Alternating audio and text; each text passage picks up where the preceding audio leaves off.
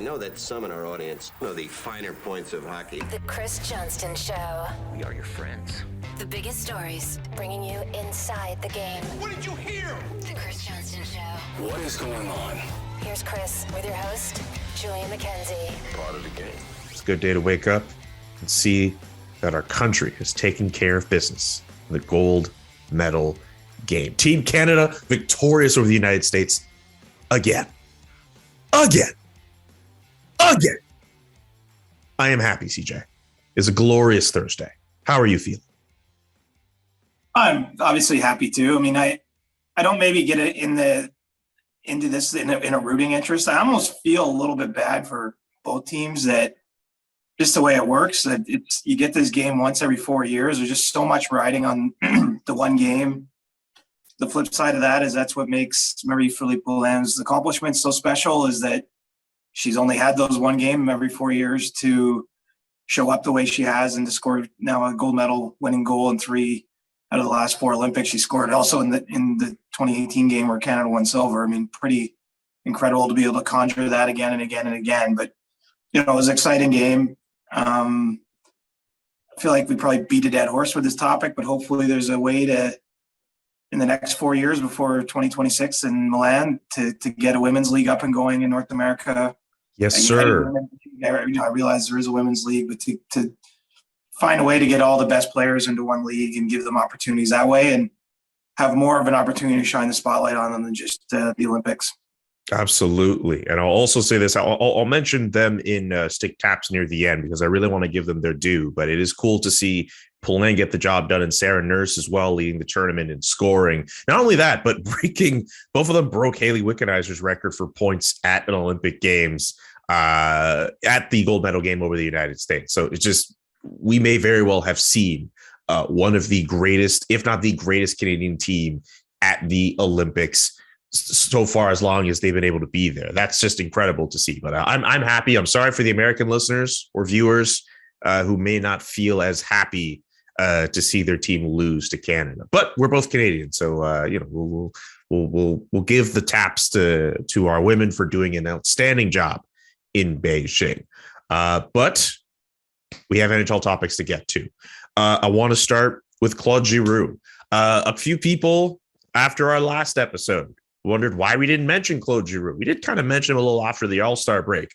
But I'm also kind of glad we didn't mention him in the Tuesday episode in the earlier week episode, because there's more news to talk about now. He spoke to the media and was asked about the possibility of moving to a different city. We've already talked about the possibility of Colorado. Maybe there's another team on the horizon. Claude Giroux is saying he's focused on the Flyers and hasn't really talked trade, but you do kind of get the sense that his time as a Flyer is starting to come to an end. CJ, what's your look on this situation? What's this read on Claude Giroux and his time as a Flyer? Is it just the Colorado Avalanche we're interested? Tell us everything you know. Well, I think the reason maybe we didn't talk about it is there's not really news here yet. You know what I mean? Like, those conversations aren't really happening on a meaningful level. Even the teams that are interested in Claude Giroux, I don't think are engaging too much with Philadelphia. I mean, I think there's a general understanding here. This is probably going to go close to the deadline. It might not be right to March 21st, but before, you know, Claude officially signs off on his no movement clause and things can be worked out. I mean, he's coming up on a significant achievement. He's got a chance to play 1,000 games, all with the Philadelphia Flyers. He remains healthy, knock wood. He's able to do that actually before the trade deadline. And you know, I think that's something, all things being equal, he'd like to do first. And so, you know, really we're talking about a deadline deal. And we're still only a little beyond mid-February here. And so there's a little bit of meat on this bone. But, you know, what's happening now is Pat Brisson, who's the agent for Claude Giroux, has permission to speak to other teams. You know, I think he's doing some of the legwork on behalf of the Flyers just to line up what the market might look like, what cities or team situations might interest Giroux ultimately. And, you know, we'll see if when we get into March, if one of those teams is willing to step up and meet a price the Flyers are willing to take. And so there's still a lot of, I think, behind the scenes maneuvering that has to go on. It's more than Colorado, though, that will be interested in him.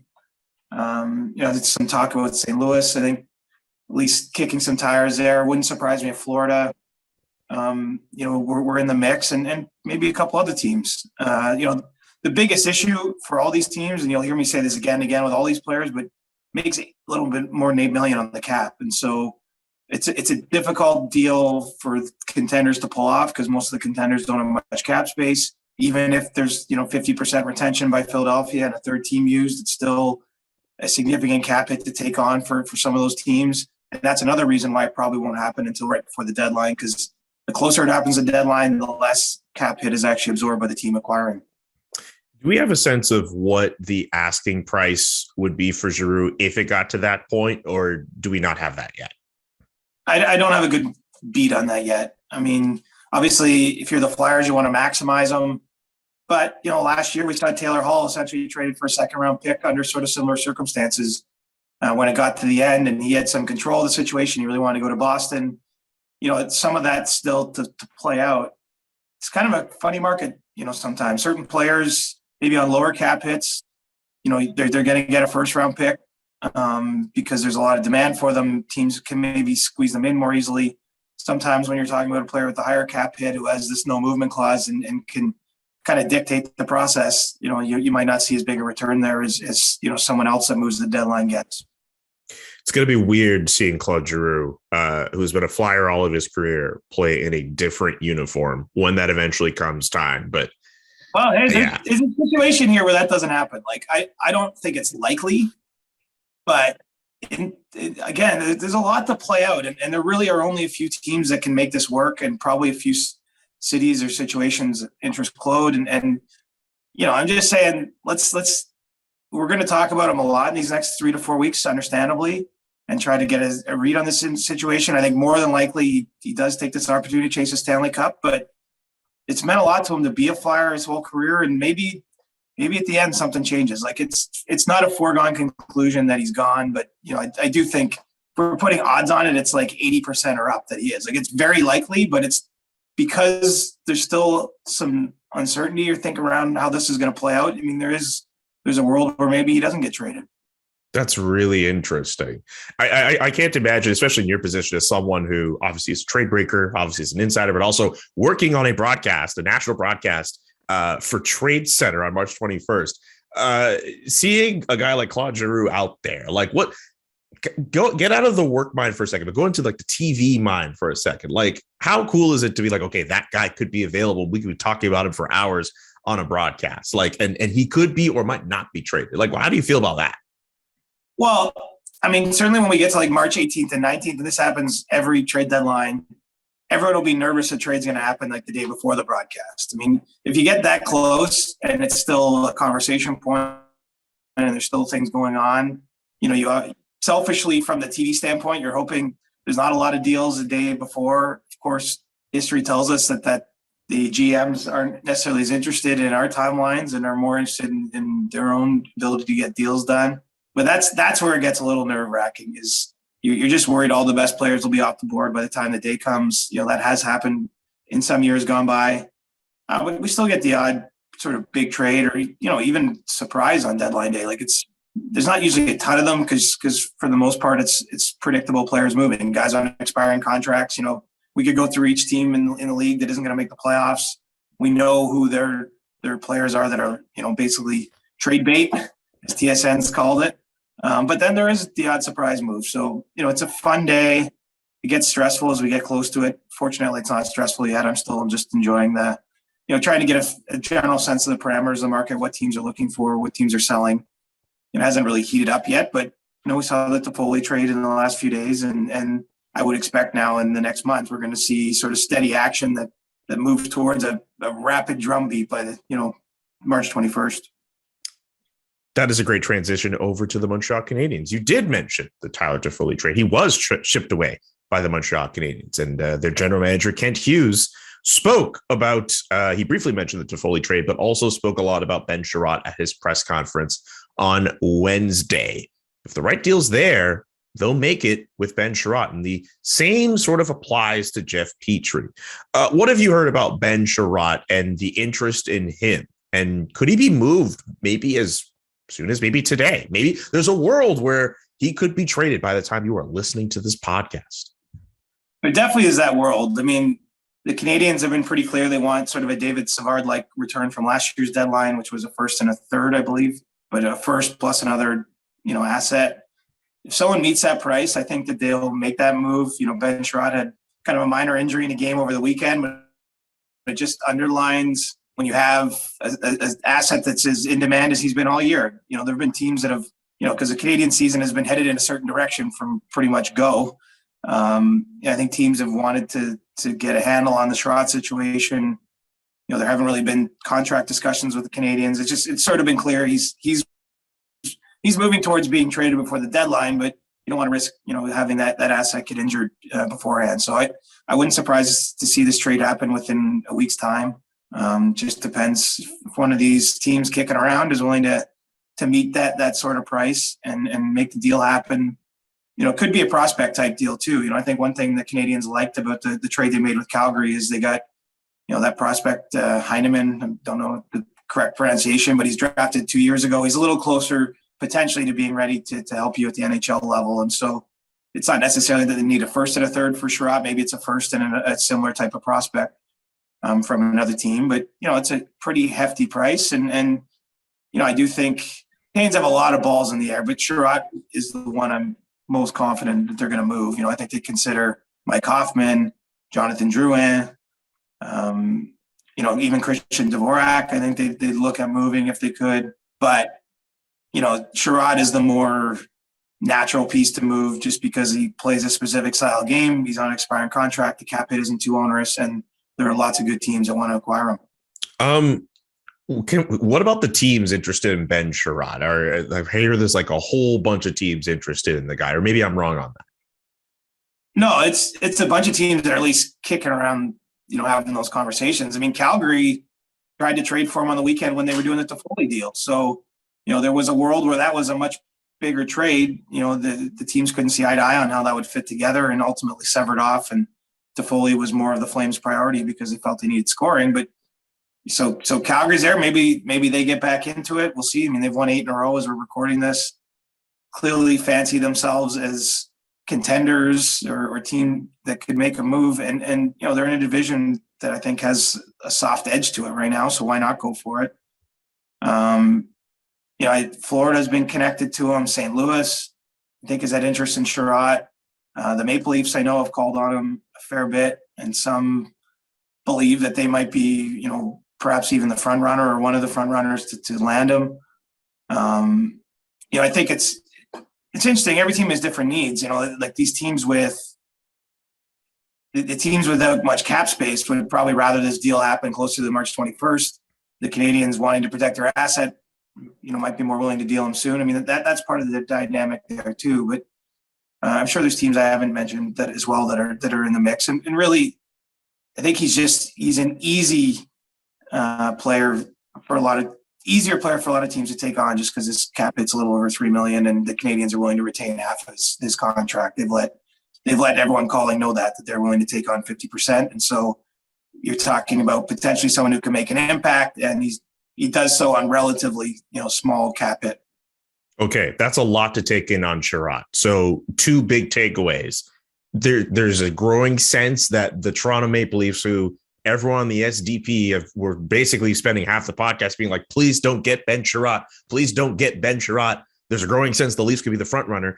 And I don't know if that was out there at all, but the Canadians are willing to retain salary on Ben Chiarot. Is that correct? Do I have that right?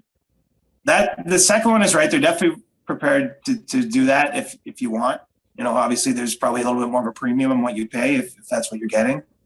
Don't radio me on my own podcast. I did use the word front runner, but what I mean is I think to be more specific and more clear, Steve, Adam, Jesse. That's why I'm asking. Because they're going to mention it on the Friday show. That's why. Well, don't clip the first one.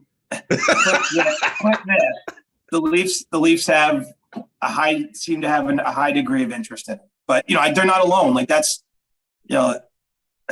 Toronto gets us probably the clicks if we use that, but they're not the only team. Like I think the Blues are quite interested as well in Chiarot, and there's a few others. So it's not, and Calgary already tried to trade for him.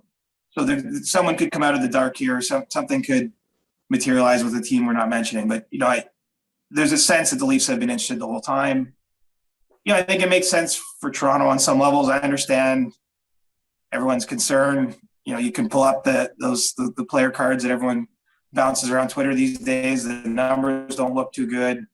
Ben Chiarot also played with Shea Weber last year on a team that went to the Stanley Cup final. And that's a year ago. Maybe things have declined, but I think in a better situation can be part of a useful pairing for a team that plays a long time in the playoffs. And I think the Leafs are looking to make it a move on their blue line. It might not end up being that significant as Chiarot, might be someone more depth-wise, but the Leafs are looking at everything. I think they're willing to be creative, and they're definitely looking at Chiarot to some degree. Since you do focus a fair bit on the Leafs, can you give us a sense of what they might be looking at right now beyond Ben Chiarot, or any other pieces or any other needs they might be looking to fill ahead of the deadline? Well, at the risk of jumping too deep into minutia, they basically have no cap space. They claimed Adam Brooks off waivers yesterday from Vegas, a player they drafted and have had in their organization before, and then they had to send Timothy Liljegren to the Marlies, to the HL, just to be cap compliant. And so, as we're recording this, it almost feels like you don't know how they acquire anybody. Now, the beauty is there still is a few weeks, and there's players on their roster I think they're willing to move. Obviously, Nick Ritchie's contract is buried in the minors right now, but it counts against their cap, and he's someone they're trying to move before the deadline to create some room. But it's hard to get a handle on exactly what they might be able to do, because they really have no cap room today. Now, thing is that they play a game tonight, they play a game on Saturday. Like, you could have an injury between now and the deadline that makes that point moot. If one of their high earning players goes on a long-term injured reserve, they might have $10 million, in cap space in which they could use to acquire a player at the deadline. So, they're obviously in on a bunch of defensemen in terms of just gauging the market and being ready to react. I think that's probably internally the number one priority, but their needs could sort of evolve and adjust based on what happens to the team. And there's still a number of games from the play before March 21st. I want to move on to another Canadian team that I know we haven't talked too much about on the podcast. And I kind of thought they'd be a playoff team right now, but they are still on the outside looking in the Central Division of the Western Conference, and that's the Winnipeg Jets. They did win Wednesday against the Minnesota Wild, a top team in that division. But we know they've gone through some changes. We know Paul Maurice stepped aside and Dave Lowry has taken over. They had that core that has gone on playoff runs before, but they find themselves in a peculiar position now. I was just curious for your thoughts on the Jets as they are right now, and what position they could be at the deadline. Well, I think they have to see. It's up to the players right now to put pressure on management to not have them become a seller. They've done that. They've had a nice little stretch here since the All-Star break has returned, and there's time to maybe claw back in that playoff race. But if not, you might see some changes. I think, Andrew Kopp's a name to watch there. Very useful player for the Jets over the years. He's a pending unrestricted free agent. I could see a world where, because it doesn't seem that he's going to sign an extension in Winnipeg, at least during the season right now, where he's a player we're talking about come deadline day if they get there. And I think that's the kind of addition historically teams want to make at the deadline. Versatile player. Maybe not the biggest name around the league, but if you look, he's been pretty darn productive too. Put himself into a nice position. And then the larger question is, as you zoom out, is, if the season doesn't result in the playoffs, if it kind of just go meekly into the night, what happens this summer there might be of more interest. Just because, they've gone down a certain road with their core. They've got some aging players, Blake Wheeler's getting up there. They brought Paul Stastny back as older. There might be an opportunity for a refresh. I'm not saying at all they're going into a rebuild. They got a lot of talented guys, but that there might be a new way to approach the same problem come this offseason. I don't see those kind of fireworks though happening during the year. I think that they'll see how this next few weeks play out. React accordingly at the deadline. Maybe make a decision on a UFA like Kopp, and then see what the offseason brings. All right. So we've gone through some Canadian teams that could be doing some peculiar things at the deadline, and we'll go through more as we get closer to the NHL trade deadline, which is about a month away. plus like 4 days, essentially. We're going to have a lot of trade talk. We're going to have a lot of trading pile talk as well. CJ, geez, I hope you're able to take some breaks in between, man, because the run to March 21 is on.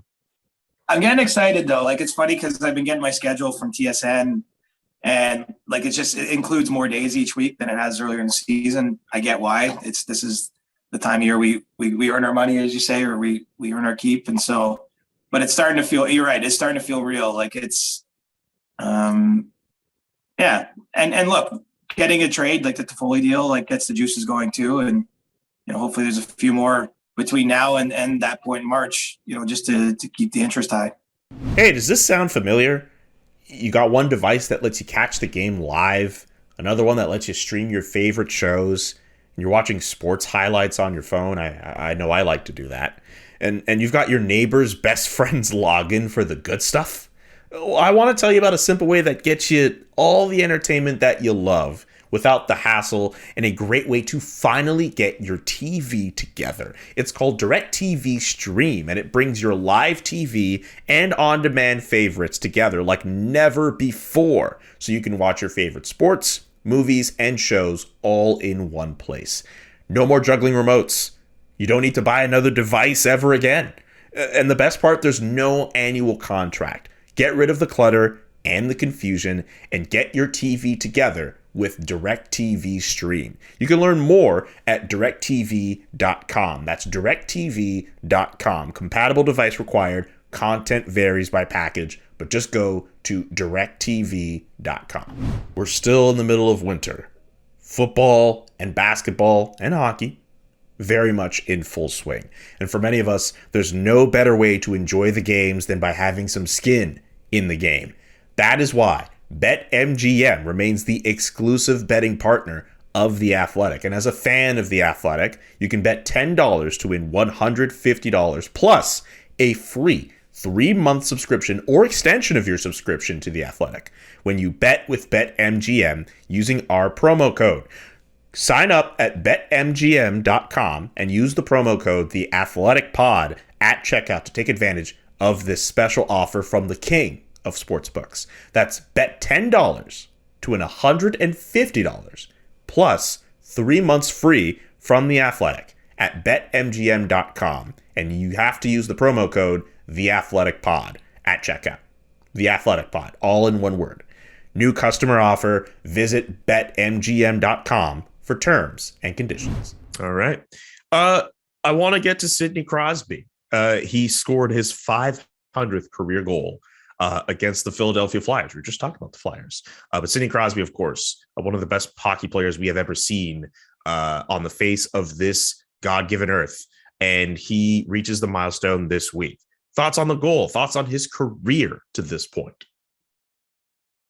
Wow. I mean, that's a big one. That's a very big one, I understand. But, like, just the fact that Sidney Crosby's there, like, of course.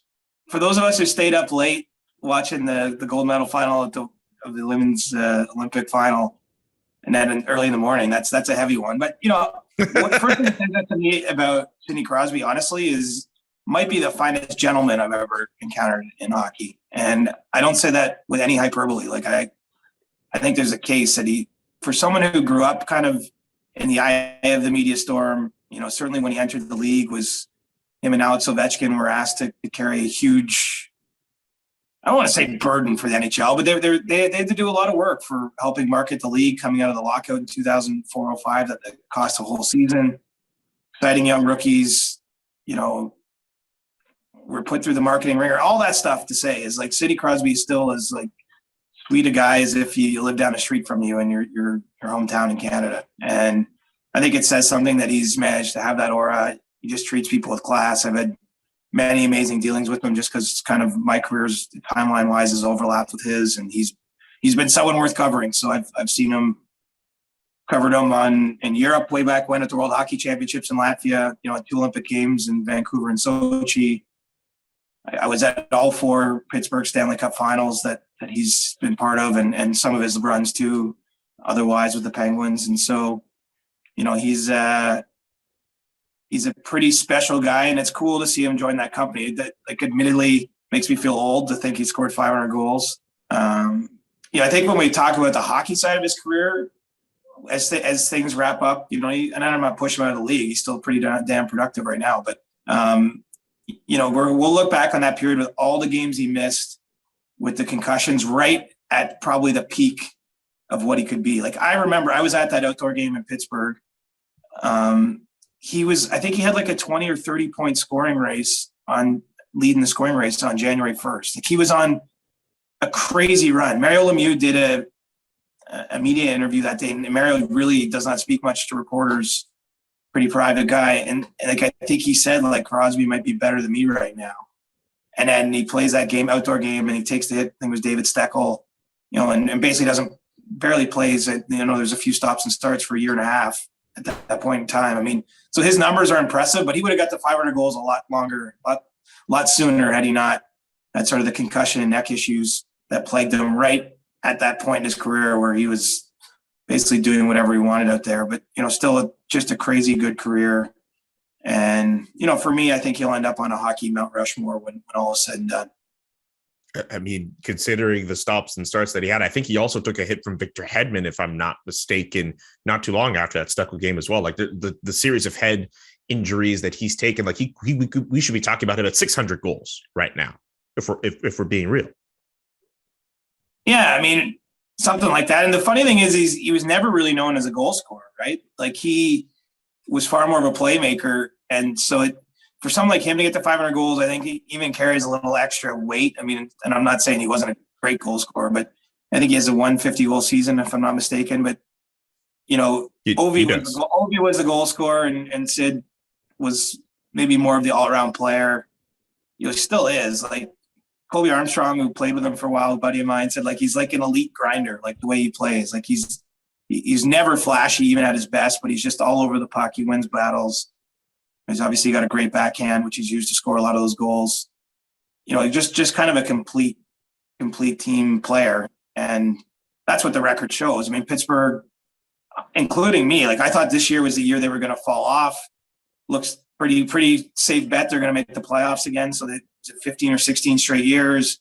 You look at Crosby's Team Canada success, like, he's barely ever lost the game in a Team Canada sweater, whether it's World Juniors, World Championships, the Olympics he's been at, the World Cup of Hockey in 2016.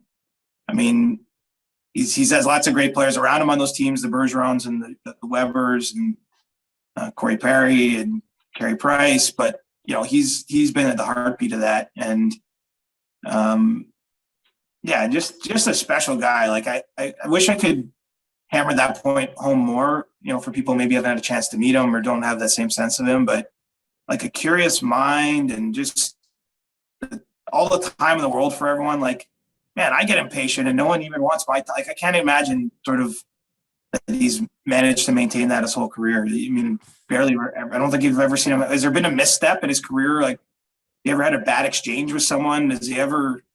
I mean, he's just pure class. And I think that's part of what makes him great, is that he's a great teammate. He's great to fans and media, people behind the scenes, and he's so great on the ice. I mean, he's just a total package. Gotta say, me saying thoughts on his career, that's not the greatest question I could have asked, but you answered that eloquently. So how about this question?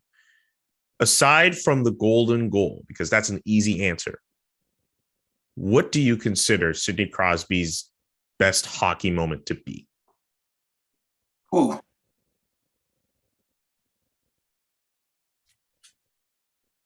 You can tell there's radio silence here. That's a thinker. That's very much a thinker, right? Because I was thinking about this earlier. Go ahead. Like, I think we could give answers, but the truth is the golden goal might be one of the most important goals ever scored. Absolutely. And so his number one moment is like it's like so superhuman, kind of like everything else kind of pales in comparison. Even winning the cups and winning the Conn Smythes, and like, he's obviously had other big goals. I remember he sort of diagrammed an overtime goal in that cup final. Like, you could see him at the faceoff circle against San Jose. Like, he's had so many moments, but like the golden goal is like the first, second, third, fourth, and fifth most important goal he's ever scored. Just what age he was at. If you remember the emotions around Canada at the time, what Vancouver team meant, maybe the fact that his tournament, like, I think people overstate it. People almost say like he was awful in the tournament and he scored that goal. Like, but he was shut down a little bit more than you'd expect at times that tournament. He did score a shootout winner against Switzerland. If you look at the point totals for Vancouver, he did fine. He wasn't dominant from start to finish. But to score that moment, I mean, this is a bad answer. I don't have a number 2 moment. I just think that number 1 is so significant. Feels like everything else is small in comparison. Okay, what if I had asked it if your favorite moment? Does that make it easier? Is that a little bit more personal, or no? Probably not, right? Because you're right. The golden goal is like older people have Paul Henderson. People of my generation have Crosby. Like that's how significant the golden goal by Sidney Crosby was. Like I remember where I was when I watched it. Yeah, in my parents' basement. I was in the 6th row in the arena. It was insane. Covering the game just because they gave the medias the platform tables in the lower bowl, which is still a crazy decision, by the way. I love it selfishly, but like that they're not selling those seats is nuts. My personal second moment would probably just be a personal interaction. Like I can think of a number off the top of my head. One I'll give you is, if you remember a few years ago, there was a shooting on Parliament Hill in Canada.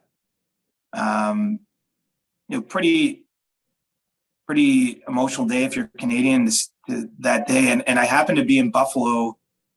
There was like a prospects game in Buffalo. And then word came out after that shooting that I think there's only one game on the NHL schedule, and it was Pittsburgh. I think it was Pittsburgh-Philly, and they were going to play the Canadian anthem before an All-American game as sort of a sign of solidarity. So I ended up just on a whim driving to Pittsburgh to sort of be there for that. And then I remember talking to Sid afterwards, and just like he was talking about a friend of his that was like working in the Parliament buildings and how he'd reached out to him. Like, just again, so much humanity, not in his own bubble as a hockey player. Like he had a lot of really interesting thoughts on that. I could think once I was covering an Ottawa-Pittsburgh series. It's the morning skate. And he looks up at me and he goes, "Hey, do you speak French?"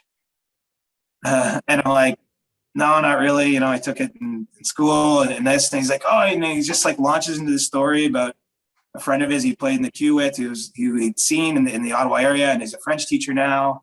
Like, it sounds weird, but I guess just to have like normal interactions with them for me is the stuff that I'll probably remember more than goals and assists and even point totals.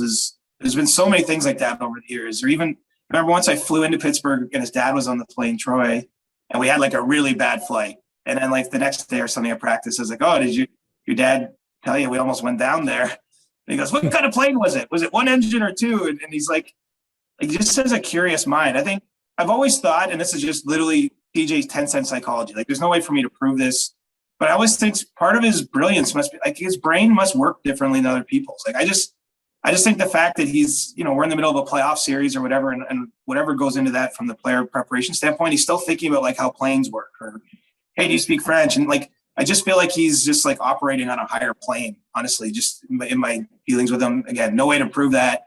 Never run that by anyone who actually would have a way to know. But it just seems like he's aware of everything. And it might be just like spatial awareness on the ice that's helped make him that. Obviously, he's had a tremendous drive through his career to stay at being one of the best players in the game well into his 30s now. And I think he has like that special touch with people. And so it really is the total package. And it's going to be interesting. Like, I see a Hall of Fame debate going around about Jaromir Jagr because he's not in yet because he's still playing. Like, did they waive the automatic eligibility for Crosby and Ovechkin when they retire, or what? And I think that there's a case to do it, but I get why the Hall might not. But it's going to be cool to sort of see these last acts of his career as a player and see all the achievements that those two players in particular get, because they're tied together forever. Absolutely. And the rivalry, or I don't know if you want to put air quotes on it or not, but I think it was between those two players, one of the most fun things you could watch coming up watching the NHL. You were either Team Crosby or Team Ovechkin. I mean, I kind of let people know where my loyalties lie, but also like you kind of want to have your foot in the Crosby camp too. Like he's amazing. He's just incredible. He has assists that are better than people's goals. Like he's incredible. A great all around player. I've never had the benefit of having an interaction with him like that. So I guess like in terms of moments beyond the golden goal, Just the assist against the Senators in the playoffs where he basically had Jason Spezza chasing him around before he fed, I forget who was in the point. Was it Chris Letang who scored? But like that assist, that's one of the coolest things I've seen. He's just going back and forth behind the net, just doing everything he can to keep possession before firing off that pass. That is just super fun to see. And I think that, to me, that's one of the best plays I've seen. Then he had that goal against the Canadiens where he had like 4 defenders close in on him. He found a way to escape all of them and then score. I mean, the first time he really, this big welcome to the NHL moment was the shootout winner against the Montreal Canadiens. Welcome to the Crosby Show. Like, he has, a top 10 of Sidney Crosby moments does not do the man justice. So I'm envious that you got to interact with him in that way. Right, and I should make it clear here, it's not like we're particularly close. Like, it just goes to show the impression he's left on me. And, I'm not pretending that we're super tight or anything like that. That's, again, I think that speaks to the fact that even people that are sort of a few degrees removed have this feeling about him and talk about him. And I actually, I know some of his good friends well, and trust me, there's just an awesome guy there. Absolutely.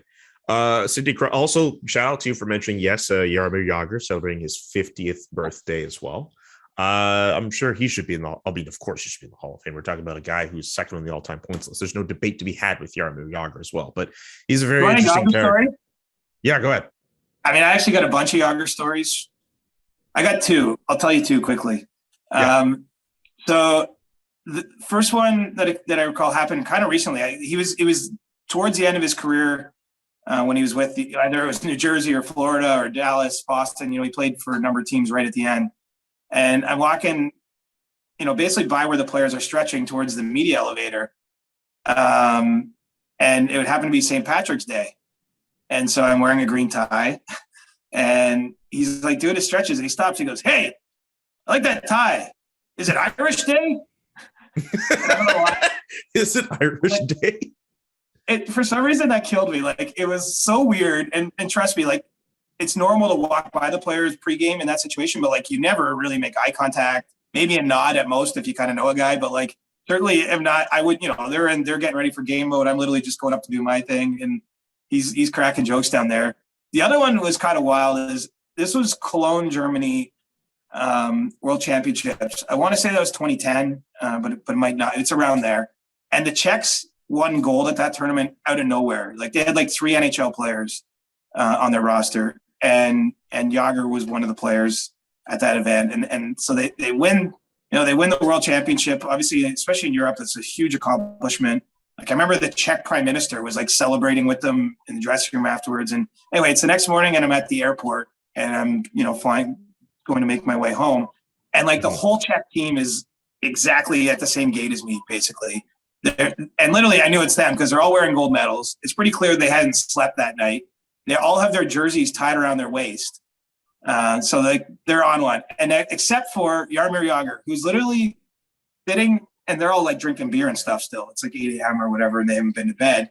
Except Jagr is like literally sitting there like an espresso, like no jersey around his waist, no gold medal, like just like surveying the scene, like just okay. I'm pretty sure he doesn't drink at all, but he definitely wasn't drinking in that moment. It's just like, there's just like this team of chaotic, celebrators. And he's just like the king of it all. Like that's the thing. He was old even then. And I don't mean to age him, but that's 12 years ago. And he was already like the elder statesman, and he's still playing hockey is unbelievable. And what a character too Jaromir has been. And it's hilarious. He can't get in the Hall of Fame until 3 years after he retires in Czech Republic, because he just might never retire. This just reminds me of 2 things with Jaromir Jagr. I forget which year, but CPC, they had them kind of do like, I'm not really sure how to describe it, but like one of those like player intros where basically you just kind of have him sitting down. He's like, "Hi, my name is such and such." And they say some fact about himself. And he said, "Hi, my name is Jaromir Jagr. And my favorite player growing up was Jaromir Jagr." And you just hear him laughing. Also, the second, that was you do that in every Stanley Cup final, and they use those throughout the final, right? Because it's like, what a character, what a goof. Absolutely. The second thing, every Stanley Cup final since 1980 has featured a teammate of Jaromir Jagr's. Do you know this? I did not know that, but it doesn't surprise me. I mean, the 1 degree of Jaromir is wild. It's the wildest thing. Like last year, I believe John Merrill was, I I think John Merrill was the guy who was the teammate of Jaromir Jagr's last year. I'm sure this year someone is still up. There's enough people out there who are still teammates of Jaromir Jagr's, but I want that streak to continue. Since 1980, you look it up. It's there. Cheer for the Panthers, man. Like if Florida gets in, I mean, not half the team, but a good chunk of that team played with them. That's very true. Not to mention a certain someone also bet on the Florida Panthers to win the Stanley Cup. So I'm just putting it out there in the universe, just randomly, just mentioning that maybe the Panthers will keep your streak alive and maybe the Cup final. That's a very good point. Hey, all the more incentive to root for them. People, it's Julian here with a message from Athletic Greens. Right now, it's time to reclaim your health and arm your immune system with convenient and daily nutrition, especially heading into the flu and cold season. Ugh, it's not a fun time. In just one scoop and a cup of water every day, that's it. That's literally it. That's amazing. No need for a million different other pills and supplements and all that extra stuff. Athletic Greens is it. To make it easy, Athletic Greens will give you a free 1-year supply of immune-supporting vitamin D and 5 free travel packs with your very first purchase. All you have to do, visit athleticgreens.com/Johnston. It's CJ's last name. Like, how easy? It doesn't get any easier than that. athleticgreens.com/Johnston to take ownership over your health and pick up the ultimate daily nutritional insurance. All right, let's get to Stick Taps. It's the segment we do every Thursday where we show someone in the hockey world some love. And for those watching, yes, this is my white mini stick. CJ, do you want to start or do you want me to go first? You go first. You got a better pick than me. Okay, cool. I want to shout out Sarah Nurse, who broke a pretty big record. I know Marie-Philippe Poulin also did the same thing. I know Marie-Philippe Poulin is going to get all the love from everyone today and for the rest of the Olympics, essentially, for her work in the gold medal final against the United States. But I find Sarah Nurse, who started off on the fourth line with this team, I think at the Worlds and also at this tournament as well, worked her way up to the top line at this Olympics and put herself in a position where she led the entire Olympic competition in points, breaking a record by Haley Wickenheiser for most points at an Olympic Games. Sarah Nurse out here doing it for Team Canada. She bossed up at this Olympics, and I think she deserves a little bit more credit. Not to say that we shouldn't be giving credit to Poulin, not to say we shouldn't be doing it for Sarah Fillier, but Sarah Nurse deserves all of the stick taps and all of the praise for her work at this year's Olympics. So my stick tapper this week goes to Sarah Nurse.